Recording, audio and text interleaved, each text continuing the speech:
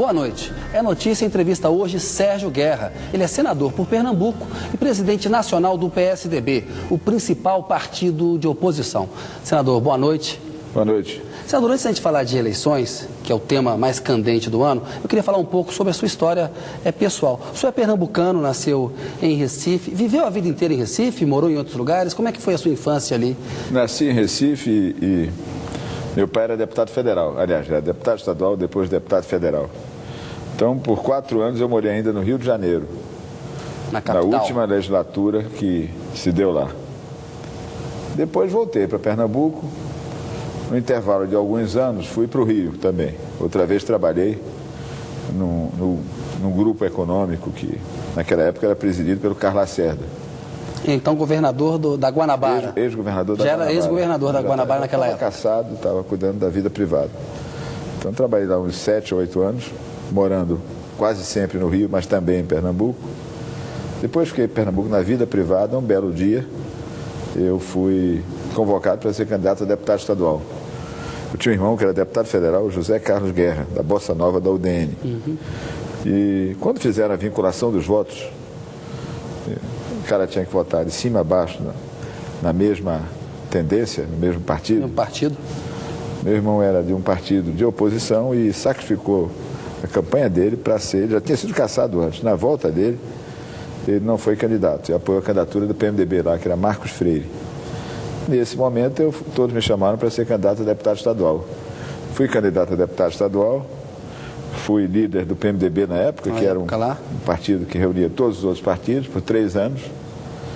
Depois, a Arraes ganhou o governo. Eu teve um tempo no PSB, não é isso? Pois é, eu saí do PMDB para o PSB com a Arraes. PSB com a Arraes. Miguel Arraes foi governador de Pernambuco. Foi 3 vezes, né? 3 vezes. Em 64 e 2 vezes depois. Isso. Eu fui secretário dos 2 governos deles, de desenvolvimento econômico. E uma vez de ciência e tecnologia. Depois me elegi, era deputado estadual, me elegi federal, 1, 2, 3 vezes, e depois senador. Todo o meu mandato de senador. Agora, o senhor estudou economia, certo? Estudei. Isso em Recife? Em Recife, a minha formação básica foi lá. E por que decidiu, assim, entrar na política? Era coisa do sangue da família mesmo? Eu era, como eu te disse... Movimento estudantil? Eu fui presidente de entidades estudantis lá. E depois disso, fui para a área privada. Trabalhei muitos anos na área privada. E tinha rigorosamente para outras empresas, não para empresas da minha ou da minha família. Um belo dia, veio a vinculação dos votos. Meu irmão, que era candidato a deputado federal, depois da cassação não foi, e eu fui candidato. Que o senhor contou aí? Eu fui candidato, me elegi, fui cuidar da vida pública e de lá não saí até agora. O Carlos Lacerda foi uma figura lendária da oposição brasileira, né, da UDN, aquela oposição ao Getúlio Vargas. O senhor conheceu bem o Lacerda. Que influência que ele tem na sua vida e que imagem que o senhor guarda do Carlos Lacerda? Eu trabalhei com 2 homens de elevada qualidade, né, entre outros. Né. Um foi com o Carlos Lacerda, por um bom período, e o outro foi com Gilberto Freire, que eu fui diretor do antigo Instituto Joaquim Nabuco, depois Fundação Joaquim Nabuco, da área de economia. E Lacerda era um sujeito extraordinário, de um talento, de uma inteligência absoluta, insuperáveis. Um homem de liderança real, coragem total, e evidente que ele era um homem público, essa convicção dele e a devoção dele à tarefa de homem público é algo que me contaminou. E o outro cara que me influenciou bastante foi Gilberto Freire, pela compreensão que ele tinha do Brasil, da formação brasileira e do conteúdo da conciliação brasileira. Então, esses 2 me tiveram um papel importante na minha formação. O senhor conviveu com o Lacerda quando ele estava cassado, depois do golpe de 64? Antes disso eu o conhecia. O conhecia. O Lacerda foi uma voz muito importante de oposição ao Getúlio Vargas, que se suicidou em 54, e também uma voz muito importante de apoio ao golpe. Ou seja, ele discursava muito bem, muito inteligente, mas tinha também, ou seja... Jornalista também? Jornalista e golpista em alguns momentos, né? Depois, quando ele estava cassado e se reaproximou do JK, ele expressava arrependimento dos discursos que ele havia feito, dos erros políticos que ele havia cometido antes? Ele se arrependia, por exemplo, de ter sido muito duro com Getúlio ou com JK? Eu tinha total capacidade de rever posições. E era como eu te disse, o foco do Lacerda era a coisa pública. A ideia de fazer coisas importantes, seja para o país, seja para o Estado que ele governou.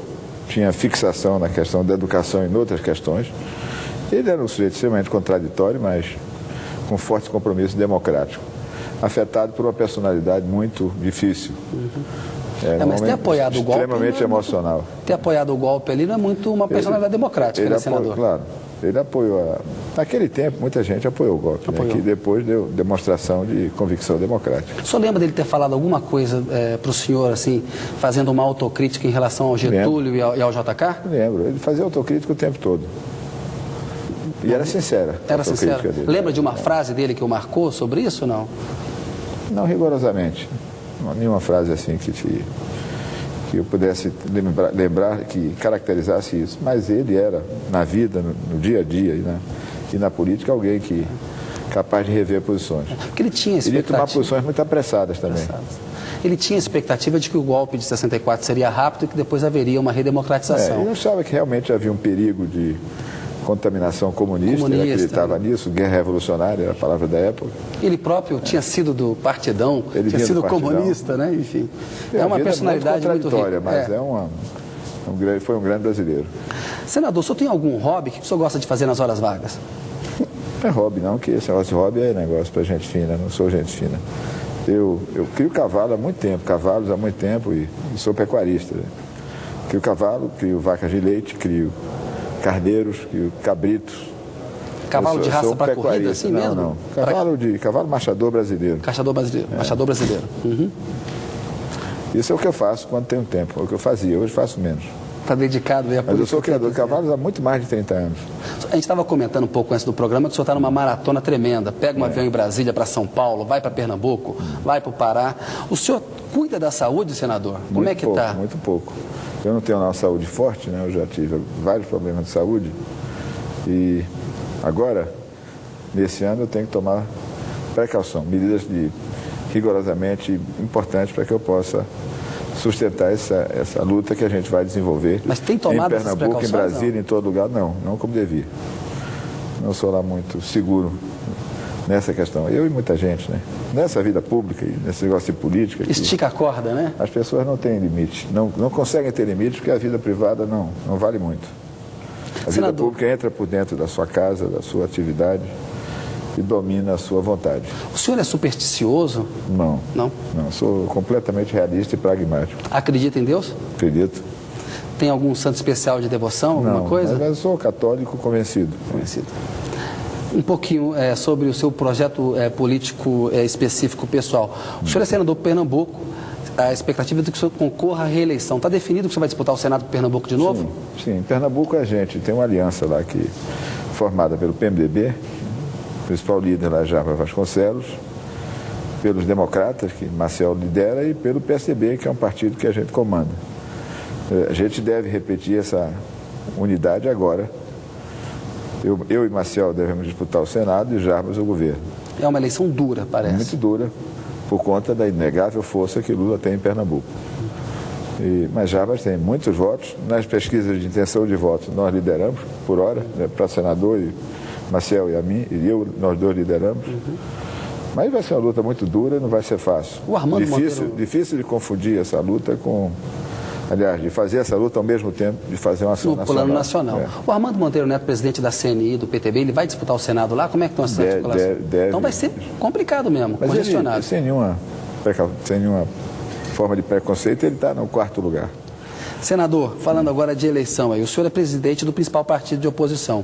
E a gente tem visto que muitas vezes o senhor tem feito o combate mais duro com o governo Lula, enquanto os dois presidenciáveis do partido, o José Serra e o Aécio Neves, e tudo indica que o candidato será o José Serra, que é o governador de São Paulo, tem preferido uma posição de maior cautela, evitando debate com o governo.